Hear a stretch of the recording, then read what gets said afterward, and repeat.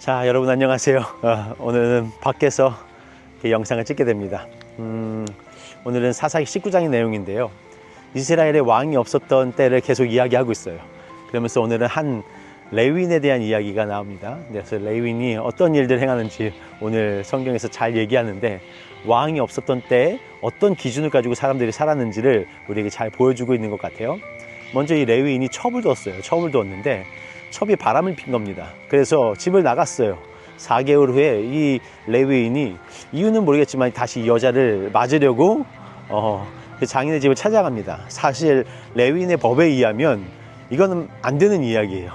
레위 사람은 첩을 두면 되는지 안 되는지는 잘 모르겠어요. 하지만 간음하고 행음하는 사람하고는 결혼할 수 없다고 이렇게 나와 있습니다, 법 자체에. 그런데도 불구하고 레위인은 그 여자가 그리웠나 봐요. 그래서 그 여자를 찾아가죠. 다행히 이 여자가 마음을 받아주고 뭐 잘 얘기가 돼서 그 장인이 이 여자를 다시 내어주고, 결국 이 여자와 같이 자기 고향으로 다시 내려가는데 이제 잘 데가 없는 거야, 내려가는 길 중간에. 그래서 어떻게 됩니까? 그래서 어디서 유숙하려고 했더니 잘 데가 없어서 길바닥에서 자려고 했더니 어떤 노인이 나타나죠. 그 노인이 이야기하는 겁니다. 여기서 자면 위험하니까 우리 집에서 잡시다. 아무것도 안 줘도 됩니다. 그래서 잘 이야기 됐어요. 그래서 들어갔는데 이게 위치가 베냐민 사람들의 지파가 있는 곳이었고, 이 노인은 에브라임 사람이라고 하는데, 어쨌든 이들의 관계가 그렇게 좋지는 않았었나 봐요. 결국 그 집에 들어가서 유숙하고 기분 좋게 딱 마치려고 하는데 그런데 안타깝게도 거기에 사는 불량배들이 와서 그 남자를 내놓으라고 하는 거예요. 그러니까 이 남자들이 남자를 내려오니까 이게 벌써 동성애가 있었다는 얘기죠. 이 내용이 되게 비슷한 내용들이 여러 가지가 섞인 것 같아요. 마치 예수님이 태어날 당시에 그 집을 구하는 것도 비슷하고, 또 소돔과 고모라의 내용도 약간 같이 섞여 있는 듯한 느낌을 갖고 있습니다. 그렇죠? 그래서 이 시대가 얼마나 악했는지, 그 소돔과 고모라의 그 시대, 남색을 즐기고 그랬던 그 시대를 보여주고 있는 것 같아요. 어쨌든 그런데 이 노인이, 아니 내 딸과 이 사람의 첩을 내가 너희한테 줄 테니까 이 남자를 건들지 말라고 하죠. 이 노인은 레위인에 대한 아마도 좀 경외심, 공경심이 있었던 것 같아요. 그러니까 이렇게 했지. 그런데 재밌게도 이 남자가, 이 레위인이 자기의 첩을 밖으로 확 내버린 겁니다. 그러니까 그 남자들이 그 사람의 첩을 강간하고 유린하고, 그러다가 새벽에 얼마나 어떻게 했는지 모르겠지만 결국 이 여자가 너무 나쁘게 당했는지 결국 이 여자가 그 문 앞에서 죽게 된 거예요. 아침에 일어나서 이 레위인이 밖에 나가보니까 여자가 엎드려져 있고, 그래서 야 빨리 집에 가자 하고서는 얘기했는데 여자가 죽어 있는 거죠. 그러니까 레위인이 첩이었던 그 여자의 몸을 12개로 자릅니다. 그리고 나서 자른 몸을 각 지파, 이스라엘 지파에게 그 부위들을 하나하나 보냈고, 그로 말미암아 이스라엘이 엄청나게 깜짝 놀라는, 어떻게 이런 일이 일어날 수 있나 라는 그런 내용이 오늘 사사기 말씀 중에 나와요. 무슨 이야기일까? 왜 이런 내용이 성경에 들어가 있나 라고 생각이 드는데, 얼마나 사람들이 자기의 마음에 생각하는 대로 행동했다는 것이 이렇게 드러나는 거죠. 어떻게 보면 너무너무나 다 이기적이고, 어떻게 보면 또 하나님을 생각한다고 하면서도 하나님을 생각하지 않고, 세상이 얼마나 악했는지 이런 것들을 자세히 보여주는 것 같아요. 먼저 제가 생각해 보는 게 뭐냐면, 일단 하나님의 법을 지키지 않는 사람이, 레위인 말하는 거예요. 지키지 않는 사람이 되게 하나님의 법을 지키는 것처럼 그렇게 행동한단 말이에요. 무슨 내용이냐? 자기 아내들은 당연히 내쳐야 되는 겁니다. 그 법을 어겼기 때문에 그 첩을 다시 되찾았으면 안 됐어요. 그럼에도 불구하고 이 사람은 자기는 하나님의 사람이라는 그런 착각 속에 어떻게 하냐면 그 이방 사람의 땅을 지나지 않겠다고 하면서, 그리고서는 이스라엘 사람 땅으로 가다가 이런 일들을 당한 거거든요. 여러분, 이게 얼마나 모순됩니까?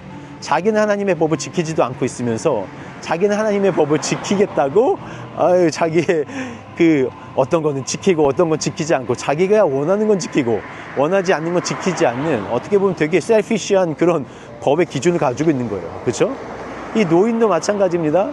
이 남자를 보호하겠다고 하지만 이 불량배에게 자기 딸과 그 여자를 주겠다는 거, 이게 뭐가, 아니 하나님의 법에 레위인이 뭐 중요하고 그런 게 어디 나와 있어요. 그런데 이 사람은 하나님의 사람인 레위인은 중요하고 자기의 딸과 그 처분 여자고 그러니까 오히려 더 이게 낮게 본다?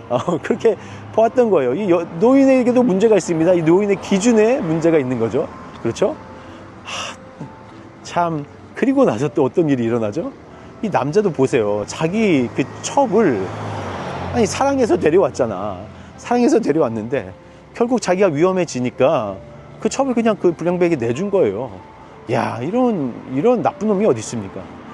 그러면서도 자기가 그렇게 당해진 게 억울하니까 그 몸을 잘라서 이스라엘에게 다 보낸 거예요. 12지파에 보내가지고 난 이런 억울한 일을 당했다.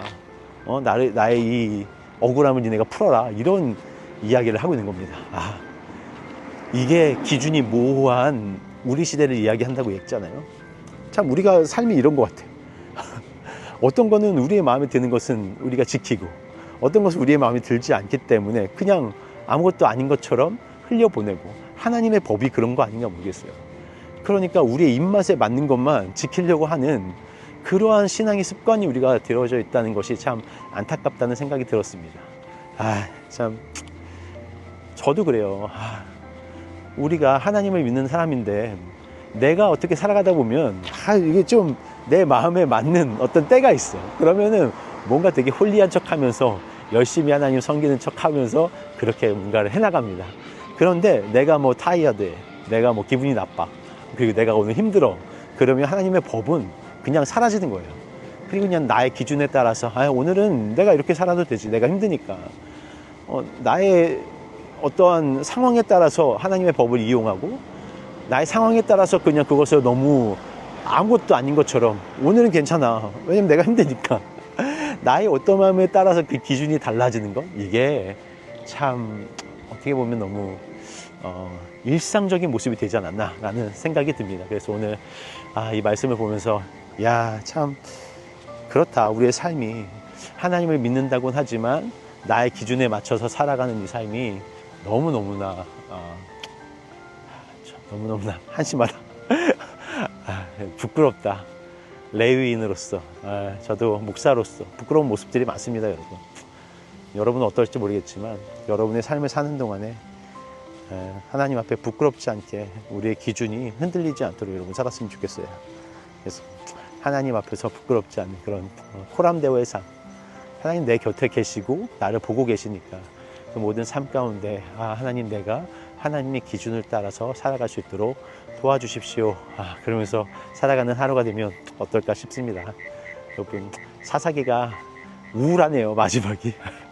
근데 이 우울함이 되게 멋있게 다음에 또 이어지니까 기대하시고 또 말씀으로 나아가시기를 기도합니다.